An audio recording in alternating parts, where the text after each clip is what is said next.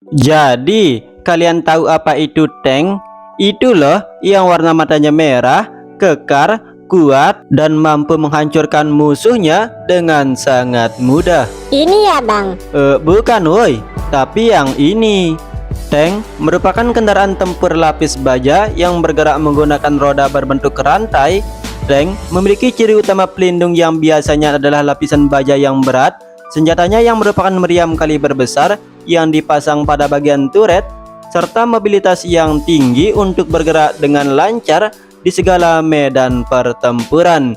Meskipun tank adalah kendaraan yang mahal dan membutuhkan persediaan logistik yang banyak, tank adalah senjata darat paling tangguh dan serba bisa pada medan perang modern, dikarenakan kemampuannya untuk menghancurkan target darat apapun dan efek mentalnya terhadap pasukan infanteri.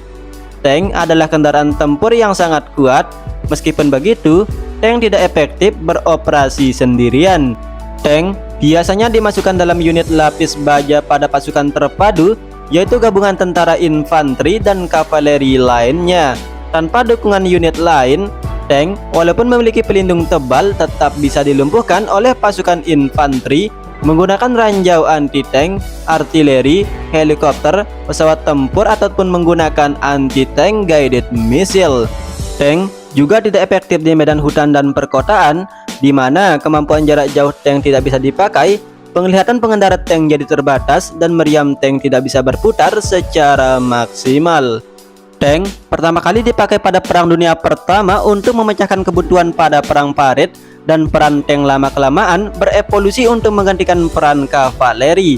Istilah tank muncul pada saat pembuatan tank-tank pertama di pabrik-pabrik Inggris. Para pekerja diberitahukan bahwa mereka sedang membuat sebuah kendaraan pengangkut air beroda rantai. Jadi pembuatan kendaraan tempur ini dirahasiakan guna tidak bocor ke musuh dan membuat musuh curiga. Sebuah prototipe tank pertama di dunia dengan sebutan Little Willie dirancang oleh William Triton dan Walter Wilson pada tahun 1915. Ia membuat desain kendaraan tempur dengan serangkaian trek yang bisa diterapkan dalam pertempuran dan dipasang pada Landship yang kemudian dikenal sebagai tank Little Willie. Seiring perkembangan zaman pada era Perang Dunia Kedua, menghasilkan lebih banyak varian tank seperti Super Heavy Tank, tank destroyer, tank ringan, dan sebagainya. Sebut saja tank-tank paling fenomenal dan ikonik pada Perang Dunia Kedua seperti tank Panzer IV dan tank Tiger andalan Jerman, tank T-34 andalan Uni Soviet atau Bapak Stalinium, dan tentunya tank M4 Sherman andalan Amerika Serikat. Umumnya, tank-tank pada masa Perang Dunia Kedua menggunakan mesin bensin, radial, dan tentunya mesin diesel. Lalu pertanyaannya, adakah atau mengapa belum ada tank yang memakai tenaga listrik? Tanda tanya. Ya juga ya. Sebenarnya ini sudah dibahas pada video short yang ini ya. Tapi ya namanya video short, pembahasannya jadi kurang greget dan kurang lengkap lah. Oke, kita lanjut ya. Tak jauh berbeda dengan tank-tank zaman Perang Dunia Kedua, tank zaman sekarang pun, atau lebih tepatnya main battle tank zaman sekarang, masih menggunakan dapur pacu berupa mesin diesel dan beberapa menggunakan mesin turbin gas. Mengapa harus memakai mesin diesel? Sebenarnya bukan harus sih, lebih tepatnya karena mesin diesel memiliki berbagai keunggulan dibandingkan dengan mesin bensin. Mesin diesel mampu memberikan torsi yang jauh lebih besar dibandingkan dengan mesin bensin dengan dimensi yang sama. Mesin diesel lebih efisien, lebih mudah dalam perawatannya, dan tentu lebih irit sehingga mampu memperluas jangkauan jelajah dari tank tempur itu sendiri. Beberapa main battle tank modern yang memakai mesin diesel antara lain T-14 Armata Bapak Putinium, Leopard 2 buatan Jerman, Challenger 2 buatan Inggris, tank Leclerc buatan Prancis, dan K2 Black Panther buatan Korea Selatan.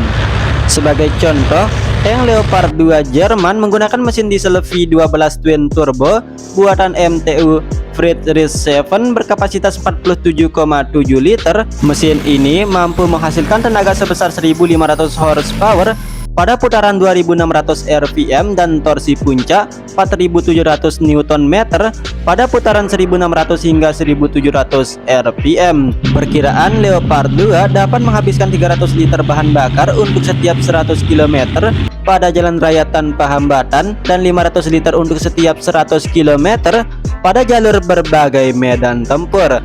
Entah itu di tanah gembur, tanah becek, tanah sengketa, tanah kuburan, padang pasir, dan sebagainya. Namun, di samping berbagai keunggulan tersebut, ternyata Amerika Serikat masih mempertahankan tank M1 Abrams-nya yang ditenagai dengan mesin turbin gas. M1 Abrams ditenagai dengan mesin turbin gas AGT 1500 yang dipercaya mampu memberikan kekuatan, kecepatan, akselerasi yang lebih cepat dan pengoperasian yang lebih senyap. Mesin tersebut mampu menghasilkan tenaga sebesar 1500 horsepower atau sama persis dengan mesin diesel pada tank Leopard 2 pada putaran mesin 30.000 rpm, namun dengan bobot mesin yang lebih ringan. Ya, mesin ini mampu memberikan efisiensi bahan bakar yang lebih baik jika dibandingkan dengan mesin diesel pada putaran atas, namun mesin turbin gas sangat-sangat boros bahan bakar ketika mesin dalam kondisi idle. Lagi-lagi mesin diesel masih sedikit lebih baik jika dibandingkan dengan mesin turbin gas. Sampai lupa, mengapa tidak ada tank tenaga listrik? Padahal kan mobil tenaga listrik seperti Tesla sudah ada, motor tenaga listrik sudah ada, kereta tenaga listrik sudah ada, sepeda tenaga listrik sudah ada. Kenapa tank tenaga listrik belum ada, woi? Alasan sederhananya sih ya karena tank tenaga listrik itu dinilai tidak efisien. Tenaga listrik untuk mobil saja membuat mobil jauh lebih berat dibandingkan dengan tenaga mesin bahan bakar bensin maupun tenaga diesel. Mobil tenaga listrik harus menyiapkan space atau tempat penyimpanan daya yang berupa baterai cukup besar untuk mampu menyaingi tenaga dan jangkauan mobil konvensional. Kita ambil saja contoh mobil Tesla Model 3, kapasitas 4 hingga 5 orang, memiliki bobot sekitar 1652 kg. Ditenagai dengan motor induksi listrik dengan daya maksimum 283 horsepower. Dalam kondisi baterai penuh, Tesla Model 3 mampu menempuh jarak 354 hingga 576 km dan memerlukan waktu pengisian baterai sekitar 40 hingga 60 menit jika menggunakan fasilitas pengisian baterai di tempat umum, atau kalau mobil bensin ya di pom bensin atau SPBU. Iya karena mobil listrik jadinya kira-kira pom listrik atau stasiun pengisian kendaraan listrik umum yang disingkat SPKLU. Nah, jika dicas dengan daya rumahan tentu akan lebih lama. Dari 20% ke daya 80%, mobil Tesla Model 3 memerlukan waktu pengisian sekitar 15 hingga 22 jam. Gimana? Sudah dapat kalian bayangkan bukan? Jika seandainya tank menggunakan tenaga listrik, tentunya jika tank ingin mendapatkan daya yang besar atau sebanding dengan mesin diesel maupun mesin turbin gas, tank harus berukuran sangat besar, berat untuk menyimpan baterai penggeraknya. Lagi-lagi, semakin besar dan berat ukuran sebuah tank, tentu akan semakin menyulitkan mobilitasnya dan hehe boys, akan menjadi santapan-santapan premium bagi pasukan infanteri yang dipersenjatai dengan rudal anti-tank maupun dari tank musuh yang lebih cepat dan mudah mengarahkan moncong meriamnya. Dan duar, jadi rongsokan. Masalah yang tak dapat dihindari selanjutnya dan paling penting ialah bagaimana caranya mengirim bantuan logistik berupa bahan bakar kepada tank tenaga listrik. Jika pada tank konvensional, biasanya tangki-tangki bahan bakar tank yang sudah habis akan dikirim pasokan bahan bakar menggunakan truk tangki dan akan memuat ulang atau penuh terisi dalam kurun waktu sekitar 15 hingga 30 menit saja. Masalahnya, kalau menggunakan tank listrik, mau ngisi atau ngecas baterainya di mana, woi? Masa mau bawa power bank? Lagian, kan nggak mungkin pihak lawan menyediakan tempat pengisian atau isi ulang baterai listrik untuk pihak musuhnya. Terlepas dari masalah tersebut, sebenarnya sudah ada rancangan tank listrik atau lebih tepatnya tank hybrid. By System telah merilis infografik yang menguraikan fitur-fitur ground combat vehicle ini berupa bukan tank tempur sih, tapi ground combat vehicle dengan bobot mencapai 70 ton dengan kapasitas 9 orang kru atau prajurit yang mampu ditampung. Lagi-lagi belum ada kendaraan tempur zaman sekarang yang benar-benar menggunakan tenaga listrik. Kalau pakai tenaga nuklir, gimana, Bang? Apalagi menggunakan tenaga nuklir. Pada dasarnya, tenaga nuklir pada kapal selam, kapal perang, maupun kapal induk menggunakan prinsip kerja yang sama, yaitu memanfaatkan energi panas dari reaktor nuklir untuk merebus atau memanaskan air. Uap bertekanan tinggi dari proses pemanasan air akan digunakan untuk memutar bilah-bilah turbin, dan tentu putaran dari bilah-bilah turbin tersebut akan ditransmisikan pada sistem penggerak kapal yang berupa baling-baling.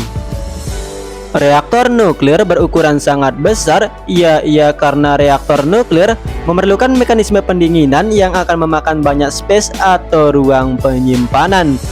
Itulah sebabnya tenaga nuklir hanya cocok dipasang pada transportasi berukuran raksasa seperti kapal selam, kapal perang maupun pada kapal induk. Jika kalian memikirkan mengapa ia tidak dipasang pada tank tempur, jawabannya pasti sudah kalian ketahui ya. Tank akan berukuran sangat besar, berat, tidak efisien, dan akan menjadi santapan-santapan pasukan infanteri yang dibekali dengan ATGM. Sekali tertembak, jadi Chernobyl Part 2. Waduh, video kali ini panjang bener ya. Terima kasih telah menonton video ini, dan seperti biasa, salam penyatir handal.